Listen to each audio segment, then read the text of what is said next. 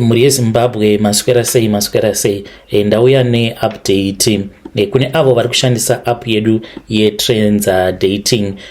Vazhinji venyu makauya kuinbox mukati mukomanash application iri kungoti ndikaswipa vanhu vatatu yobva yanditi vanhu vapera, saka ndo zvandakazogadzirisa. Iko zvinozve kune version itsva iriko kuplay store, saka munokwanisa kuenda kuplay store monoti update.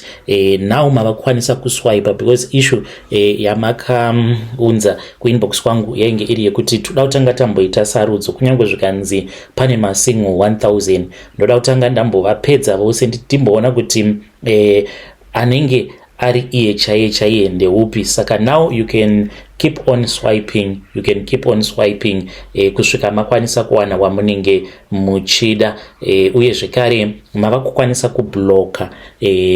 Toti munhu akakunetsai you can block, because pane vamwe vekuti maybe munenge musina kuwirirana. You can now block that person so that asazokwanisa kuona profile yenyu.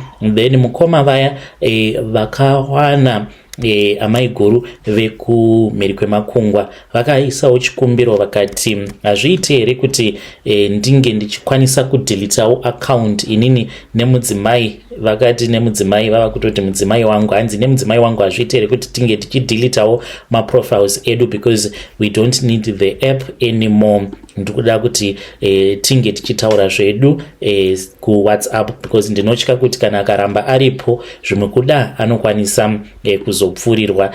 Neniwo handisi kuda kuti ndirambe ndiripo paapplication, handidi kuti ndinge ndichizobhaiza. Saka ndakabva ndati it is okay, now mava kukwanisa kudhilita your profile. Kana kuri kunzi ukasanganawo newaunenge wasangana naye mukawirirana, now you can delete your profile, which means kuti unenge usisipo, profile yako inenge isisipo paTrenza Dating. So now you can block and now you can also delete your account.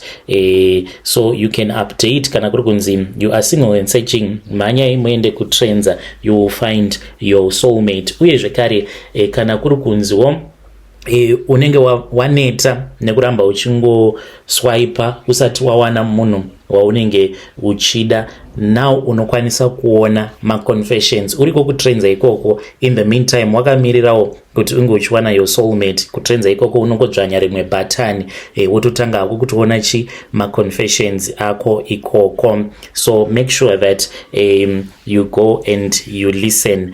The link is in the comment section.